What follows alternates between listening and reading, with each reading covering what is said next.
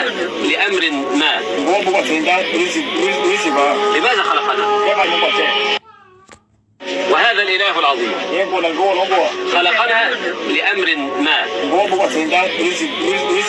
لماذا خلقنا؟ خلقنا لنعبده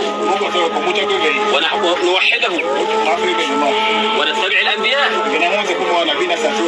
ولا نتبع هذه الأشياء ولا نعبد هذه الأشياء. هذا من الشيطان، هذا كله من الشيطان. والشيطان عدو الإنسان، يريد أن تسكن معه النار بعد الموت. هل تحبون أن تسكنوا النار مع الشيطان بعد الموت؟ أم تسكنوا الجنة مع الأنبياء؟ أجيبون؟ تحبون أن تسكنوا الجنة؟